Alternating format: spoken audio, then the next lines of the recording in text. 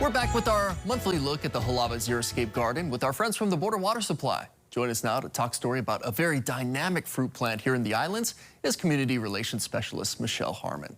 Aloha and good morning, Michelle. Thank you so much for stopping by with us. Aloha, good morning. Thanks for having me. Today we're talking about one of my favorites, a beautiful and very fruitful plant, xeric plant, ulu or breadfruit. Yes, I know. I'm so excited. It's one of my favorite topics to talk about beautiful plants that are delicious too, right?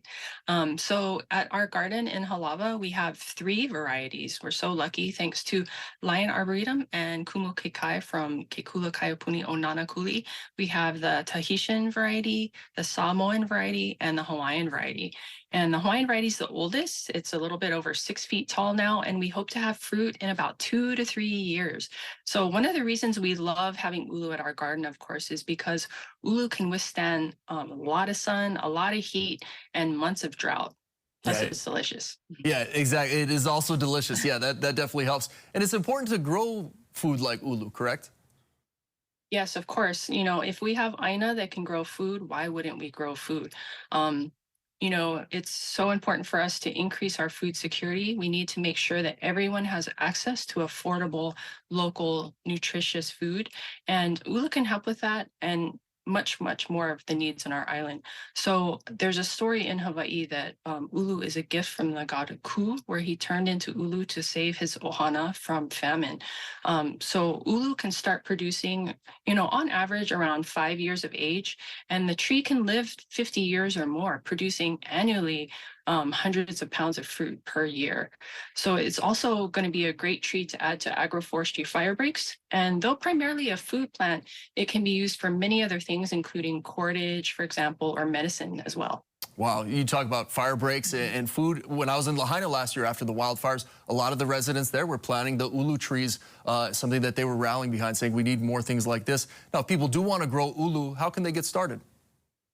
Yeah, definitely. So I have been a long time eater of ulu, but I'm new to growing ulu. So some of my early considerations were, of course, primarily space. So I want to make sure that I have a place where I can grow a tree, about 15 feet high, and then the canopy is going to be about 15 feet wide as well. So we need to make sure that the tree has lots of room to grow its roots. Also, ulu likes good drainage. So in our garden, I needed to find those areas with good drainage. It's kind of patchy in our garden. So in addition, I added nanea, which helps with adding nitrogen, and I have a thin layer of compost and mulch. So I keep those layers thin to help with soil health, but also because I want to keep checking for CRB or coconut rhinoceros beetle. So in general, most plants are going to need those things: healthy soil, lots of drainage, good drainage, and airflow or circulation. So the good thing about ulu is that you can prune the canopy to keep that airflow good, to keep the fruits healthy and the tree healthy, and then also to help keep the canopy low because you want to be able to access those fruits, right? Yeah, when you access those fruits, any recipes that you like in particular, ways that you can cook it up and eat it? Yeah, sure. I keep it simple. I steam it and add a little bit of salt. But Stacy Ito from our finance division, she recommends adding a little bit coconut cream to it for a sweet treat. And I've been really lucky to taste dips from our security team guy, Ernie. He makes with his wife a huge variety of dips with lots of different ingredients, and they're just delicious. So luckily, there are a lot of locally produced food items in our grocery stores and in restaurants. I've had ulu poi, I've had stew, there's so many different things. Chips are delicious. So even if we can't grow the tree, we can help support the local producers and growers of ulu. Yeah, well said. It's just so good, such a tasty product. Michelle Harmon with the Board of Water Supply, thank you so much for joining us this morning, giving us these wonderful tips on ulu.